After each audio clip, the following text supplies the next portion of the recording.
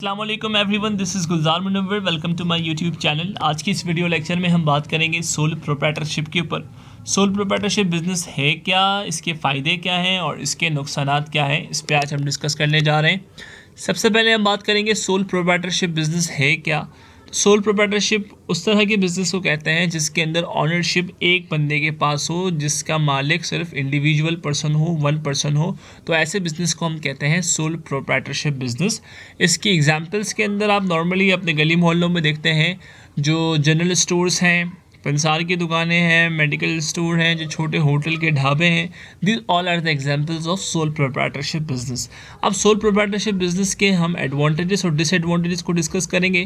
पहले हम बात करेंगे एडवांटेजेस के ऊपर। तो सबसे पहला एडवांटेज जो हमें नज़र आ रहा है that is easy to form and resolve है, यानी कि आप ईजीली इस बिज़नेस को फॉर्म कर सकते हैं और ईजीली आप इस बिज़नेस को, अगर आपको इरादा हो ख़त्म करने का, तो आप ईजीली इसको ख़त्म कर सकते हैं। इसकी वजह क्या है? इसकी वजह ये है कि आपको ह्यूज इन्वेस्टमेंट की रिक्वायरमेंट नहीं होती।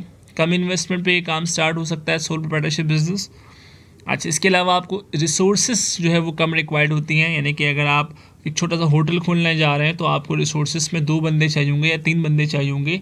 फर्नीचर जो है वो इतने ज़्यादा क्वांटिटी में नहीं चाहिए होंगी, यानी आपकी इन्वेस्टमेंट लो है और स्टाफ यानी रिसोर्सेज वो भी कम है, और इसके अलावा जो आपके पास जो स्पेस है वो भी इतना ज़्यादा नहीं है। तो it is easy to form and easy to dissolve, और इसके अंदर जो है कोई लीगल डॉक्यूमेंटेशन इतनी ज़्यादा नहीं होती, तो ये आसान होता है फॉर्म करना और डिज़ोल्व करना बनिस्बत पार्टनरशिप बिज़नेस और कंपनी बिज़नेस के। दूसरा एडवांटेज ये है सोल प्रोप्राइटरशिप का कि डायरेक्ट इंसेंटिव आपको मिल रहा होता है, यानी ओनरशिप को। इंसेंटिव से मुराद ये है कि अगर आप एक बिज़नेस रन कर रहे हैं और आप कोई क्रिएटिव चीज़ लेकर आते हैं या कोई न्यू आइडिया लेकर आते हैं जिसे पब्लिक ज़्यादा पसंद करती है, तो उसके डायरेक्ट एडवांटेजर आप खुद होंगे।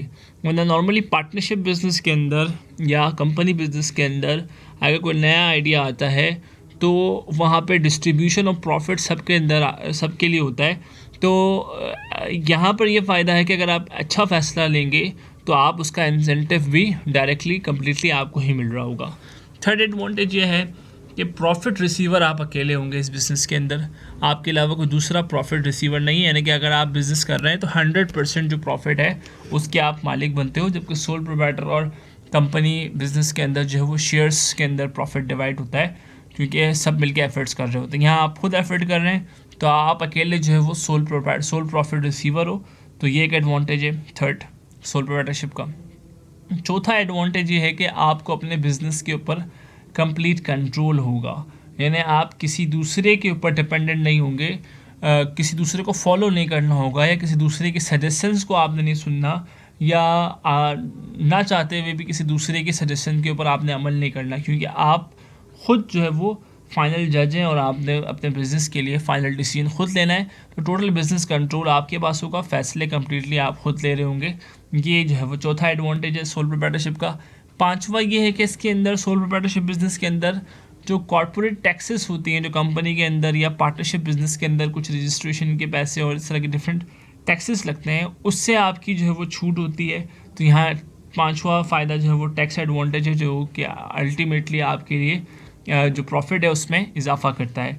छठा सोर्स ऑफ एम्प्लॉयमेंट है सोल प्रोप्राइटर के लिए। जाहिर सी बात है, अगर आप अपना बिज़नेस नहीं करेंगे तो आप कोई कहीं जॉब कर रहे होते, तो ये जो सोल प्रोप्राइटरशिप है उसके अंदर जो शॉपकीपर है या जो बिज़नेस ऑनर है उसके लिए एक सोर्स ऑफ एम्प्लॉयमेंट है, एक रोज़गार का ज़रिया बन जाती है वो बिज़नेस। तो ये भी एक एडवांटेज है सोल प्रोप्राइटरशिप का। 7 जो एडवांटेज है बड़ा इंपॉर्टेंट है, जो कि पार्टनरशिप और कंपनी में पॉसिबल नहीं है, और पार्टनरशिप में फिर भी डिपेंड करता है पार्टनर्स के ऊपर, लेकिन कंपनी में तो बिल्कुल इम्पॉसिबल है। जबकि प्रोप्राइटरशिप में 100% पॉसिबल है, वो है प्राइवेसी।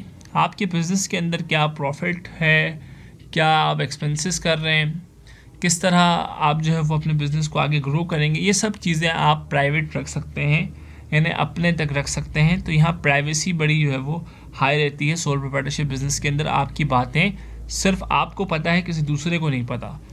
आठवीं जो एडवांटेज है सोल प्रोप्राइटरशिप के अंदर ये है कि आपका खुद डायरेक्ट रिलेशनशिप होता है आपके कस्टमर्स के साथ, तो आपको कस्टमर के रिव्यूज़ भी साथ साथ मिल रहे होते हैं, प्लस कस्टमर के साथ रिलेशनशिप बनाने का मौका आपको ज़्यादा मिल रहा होता है। तो आप अपने कस्टमर बेस को इंक्रीज कर सकते हैं in the sole proprietorship more than the partnership and the company business.